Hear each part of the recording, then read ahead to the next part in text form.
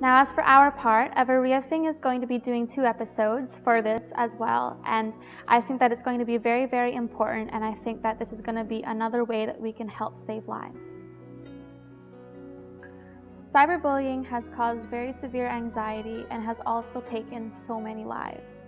The thing with this is that it's not only taken regular lives, but the lives of so many young people all around the world, and I think that now is really a time that everyone in the world has to step in, because enough is enough.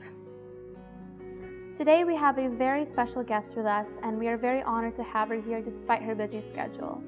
She is an amazing, inspirational, and passionate woman who is also the mother of Amanda Todd, who unfortunately we lost October 10th, 2012, which also happens to be Mental Health Awareness Day.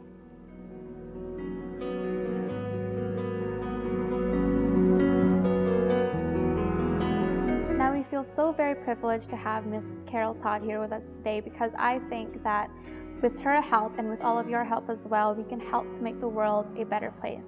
So ladies and gentlemen, please welcome with me to the show Miss Carol Todd.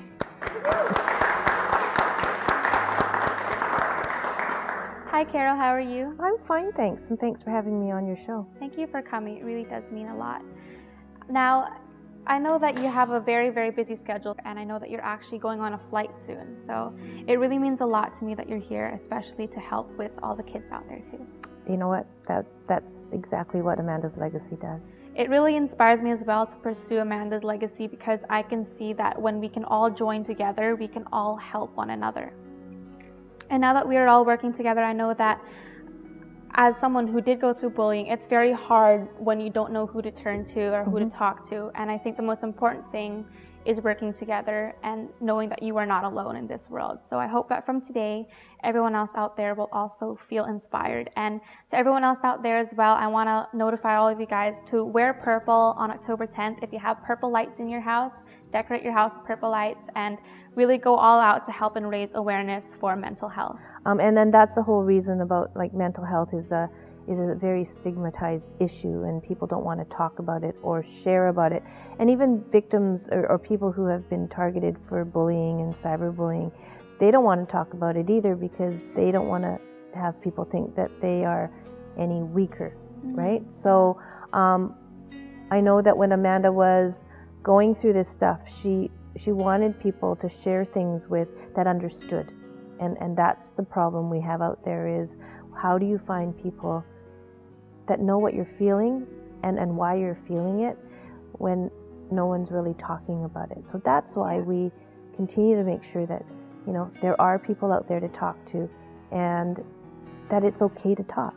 I mean, it's definitely one thing for someone to want to help others, but it's another thing for them to really understand. Yes. And I think that's what is most important, is actually listening and trying to see where another person is coming from as well. I think that's actually a very, very important message, because sometimes with the negativity, we only notice the negativity and we don't notice that there are things that we can do to help as well.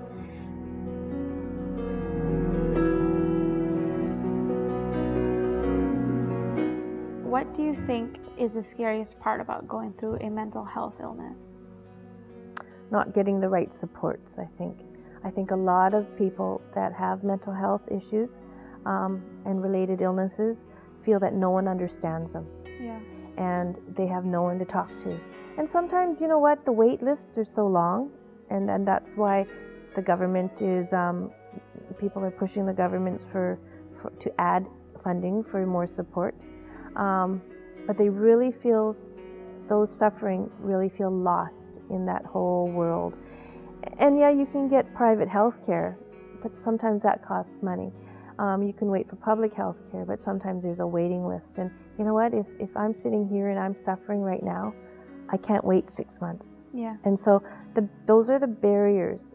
But I know that as we continue to promote Mental Health Day and mental health awareness, more and more people that are suffering the effects are stepping up to ask for help.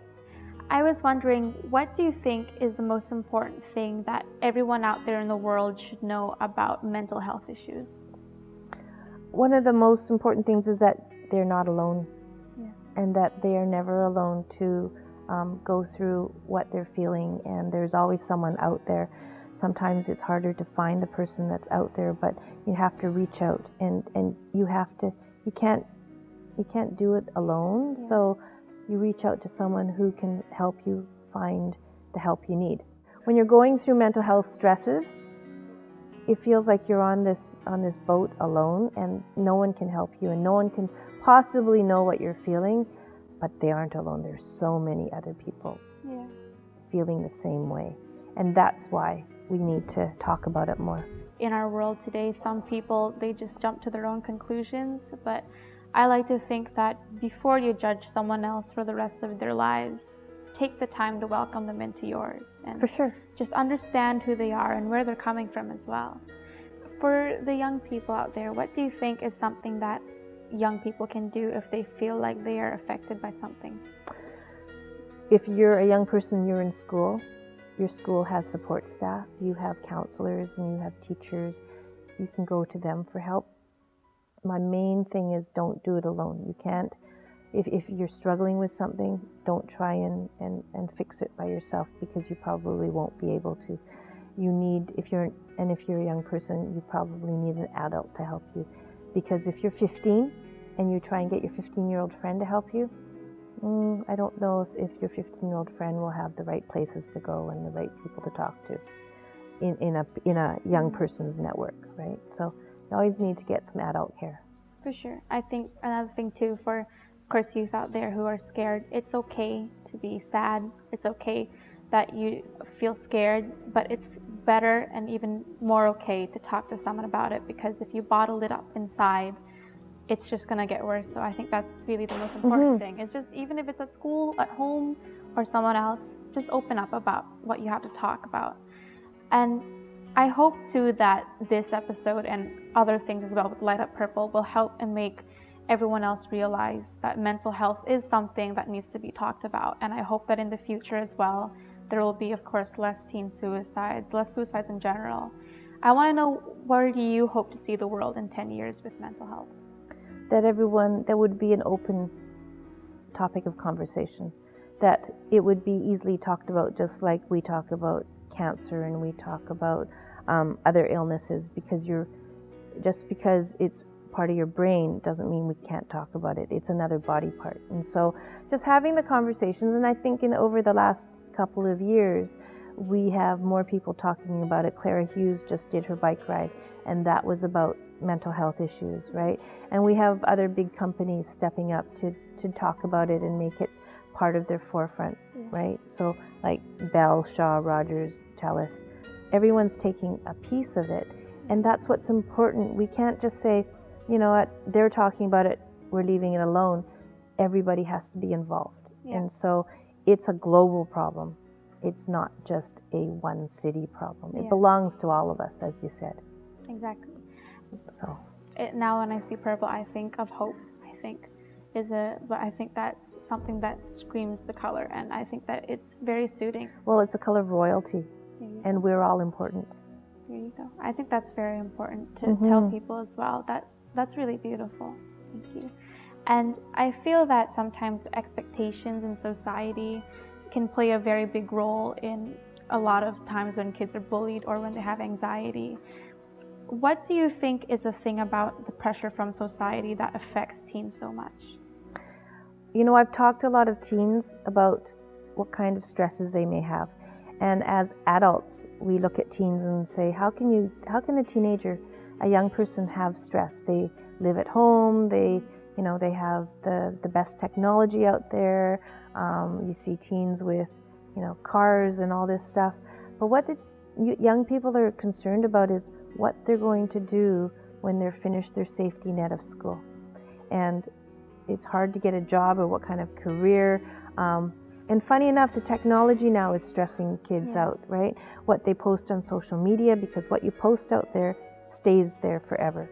And funny enough, that kids need to know that if you're posting things and it doesn't go away, you have to think about your future goals. And so, do you want what you post today to affect your ability to get a job interview, to affect your getting a scholarship into school, into getting into university or college. And so all those things you have to think of, but all those things also are stressors. It's almost like you can't, you try and stay away from it, but you can't. So those are the guidelines. Yeah. And things are so expensive these days, right? And then the peer pressure of how to act, how to dress, how do you be cool, how do you be popular, or boyfriend, girlfriend relationships, connecting with the right people. Those are all things that they worry about too. Yeah, there's definitely, I think, a lot of pressure to fit a certain mold. And I was saying that to my mom earlier. It's so weird because we live in a world where perfection technically isn't really something that should exist, but at the same time, the hypocrisy is that everyone expects you to be perfect. And it's okay not to be perfect because nobody is. And I think that's what's so hard for us teens, is that we keep telling ourselves that we're not good enough. And I think that's why the stigma is so strong with us, right? It's about little flaws. So if you see a flaw, you think you're tarnished. And if other people see a flaw, they're the first ones to post it somewhere so that other people, it's not like one person sees something negative and just keeps it to themselves. They post it on their social media, which can go out to 1,000 people, and then you hit like and share, and it goes out to another 1,000 per the 1,000. So if you know your math, it can be detrimental really fast. And so that's why I do the snowflake logo on Amanda's legacy, because everyone is unique and individual, and everyone's fragile and strong at the same time. And those are all descriptions of what snowflakes are. Yeah. And so if everyone is a snowflake, then everyone deserves to be treated well. Thank you so much, Brian. You're welcome. Thank you.